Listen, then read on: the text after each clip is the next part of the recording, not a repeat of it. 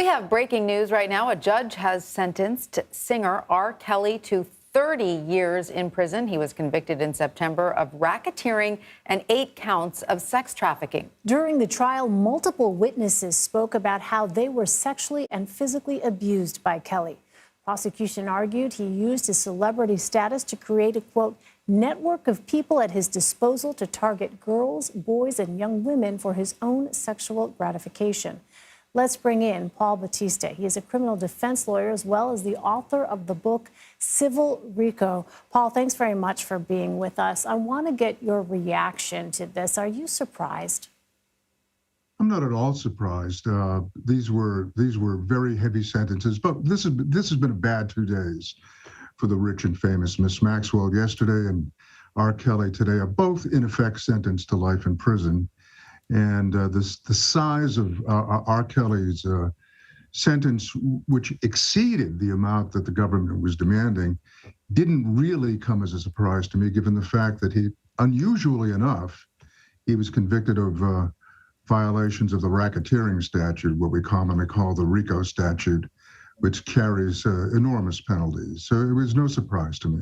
So, Paul, as you pointed out, prosecutors were asking for 25 years. The judge issued a higher sentence than that. Why do you think that the prosecution didn't ask for a higher sentence, considering what you said? And how often does that happen, that the judge exceeds the prosecution's recommendations? It does happen fairly frequently. You have to remember that judges sit there through the entire trial. They are, except for ruling on objections to evidence, they form their own impressions of the evidence, of the witnesses. They're staring at the defendants. And judges do have, even in the federal courts, much more so in the state courts, judges do have discretion to exceed what we call the sentencing guidelines. And this particular judge is not known as a harsh sentencer, but she's a very attentive judge. And she must have formed some very distinct reactions to Mr. Kelly's demeanor, his constant substitution of lawyers. I think that tended to cut against him. But again, the basic principle would be that she, the judge in the Kelly case, was applying that driving force of the racketeering statute, which was not an element in Ms. Maxwell's sentencing yesterday. Well, Kelly has replaced his legal team since he was convicted. He is now represented by the same attorney who helped get Bill Cosby's conviction overturned. What does that suggest, Paul, about his strategy?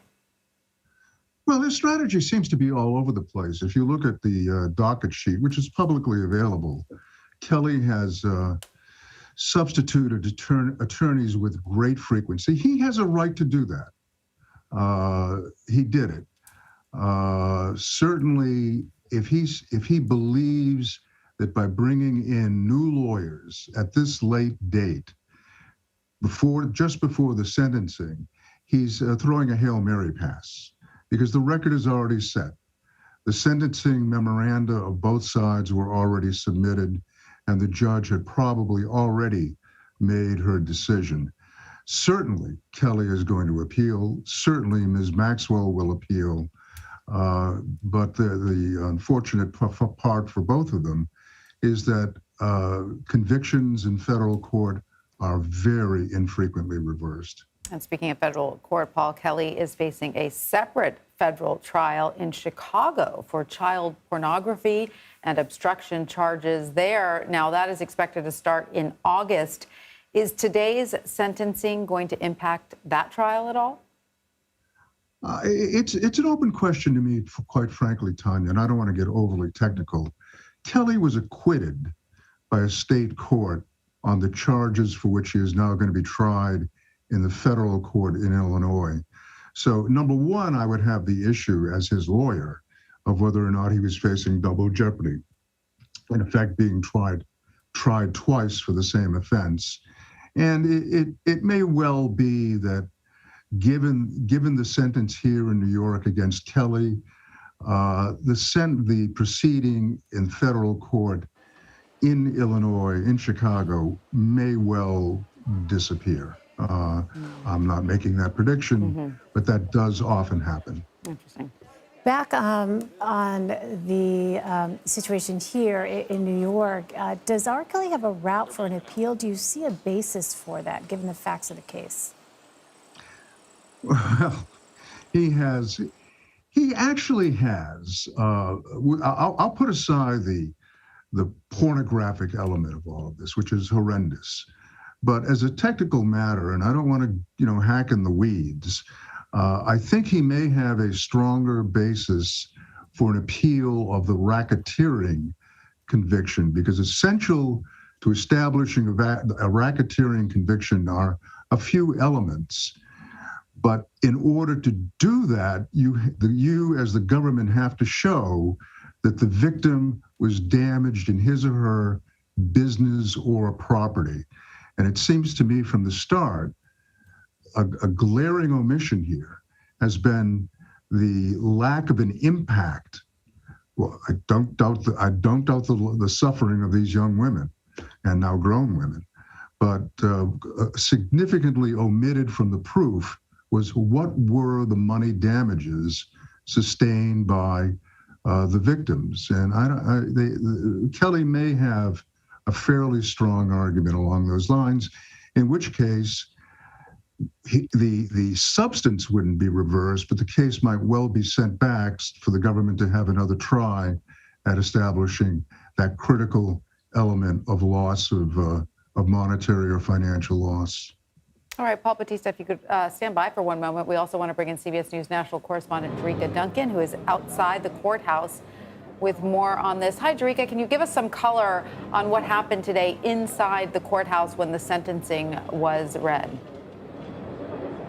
Well, we were possibly expecting to hear from R. Kelly, but in the end, his attorney said that her client would not be giving any statements, as you guys have just mentioned, those pending cases. But the judge started off by simply saying that the sentencing of another human being was probably the hardest thing that a judge has to do, but laid out what this sentencing was supposed to reflect. The sentence, she said, must reflect the seriousness of the crime, the act as a deterrent, and protect the public from future crimes. She mentioned a number of other things, but at the end, as you just mentioned, of course, if you're just joining us, R. Kelly sentenced to 30 years in prison. The federal prosecutors were asking for an excess of 25 years, so they got what they were looking for. Meanwhile, his defense team was hoping somewhere in the range of 10 years because they felt as though the punishment did not fit the crimes that he was convicted of. Again, we're hoping to hear from some of the victims who were inside today. We know that federal prosecutors are expected to come out and address the media. Something that I thought was very interesting, because we have heard from some of these victims before during the actual testimony. 45 witnesses were called at that time back in September during that 6-week trial. But what I thought was interesting was Faith Rogers, who we first actually interviewed a couple of years ago, and said that she got an STD and unknowingly from R. Kelly when she was 19 years old, went up before the court and talked directly to R. Kelly, talked about what he did to her. But then her father wanted to address him and said, literally, I want you to look at me man to man, father to father. And he talked about his own experience as a father being abused as a young child, and empathized with R. Kelly, and basically said, we could come here today and be angry and upset, but we forgive you. We have compassion for you, and we believe that there is forgiveness in all of this if you admit to what you did. But as you heard earlier, as I was listening to you all speaking to the attorney, R. Kelly did not admit any wrongdoing. He had nothing to say to the numerous victims today who gave victim impact statements. But again, the judge saying that this was not a case about sex, but that it was about violence, cruelty, and control. Jerika, I'm wondering, and you touched on it there just a moment ago, but what was it like inside that courtroom as that sentence was read? It's such an emotional time for these survivors. There has been so much emotion leading up to this moment. What is it that the reaction was throughout that courtroom as that sentence was read? You know, I didn't hear any of the people who testified before, and honestly, I was in the overflow room, so I couldn't get a good look at what, if any, there was an emotional reaction or anything. I didn't hear any sighs of relief or anyone say anything. But I think, without a doubt, having spoken to many of these women before, there is a sense of relief and finality at these sentencings. Obviously, it first happens when the person accused of these crimes is actually convicted, and that happened last year. But now here we are facing the day of sentencing, where these victims or survivors, if you will, get a chance to directly address the person that they say destroyed their lives and change the outcome of what they could have been, what they wanted to be, because of this man that they believe took advantage of them. So just to hear the emotion from them, it was intense. And again, I don't think any of us were expecting to hear from the father of somebody who was abused by R. Kelly. Sure.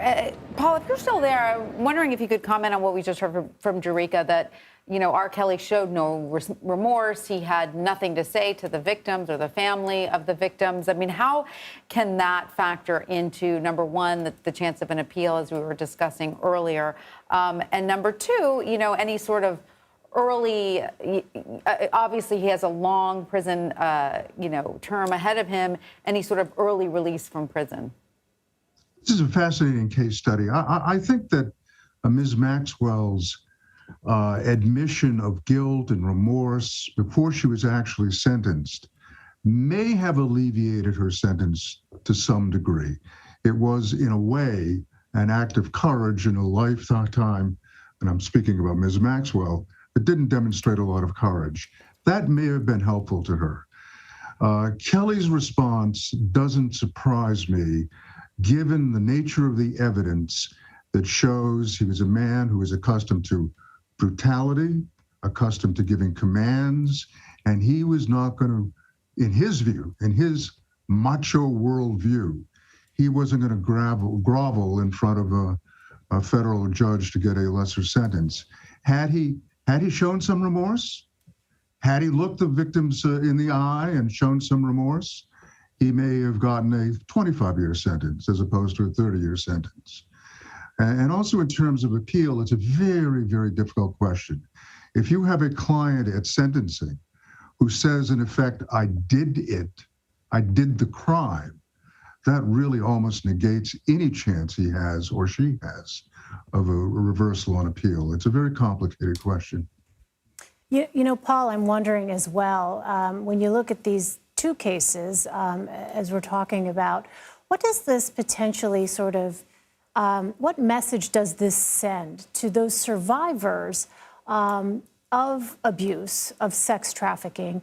Because we have covered, and Jerika has covered extensively, how so many times people who survive this kind of abuse are simply not believed, and how that weighs on them in even coming forward to authorities. We know there's a lag between the time that sometimes crimes occur and that the people who survive are able to come forward.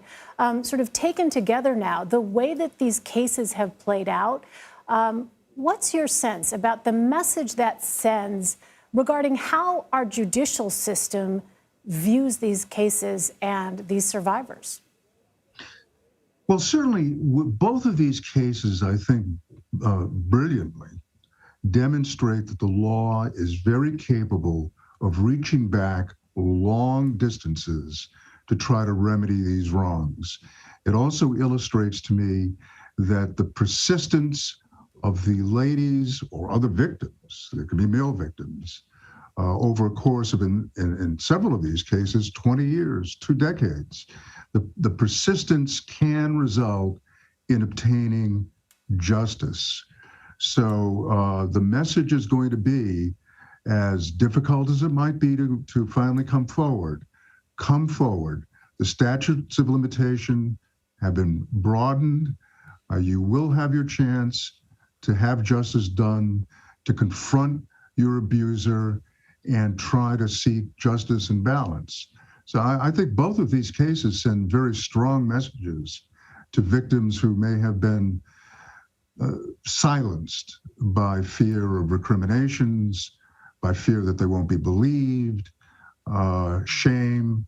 I think these are both very strong and compelling cases for victims to show strength and come forward after many, many years. Right, and against high-powered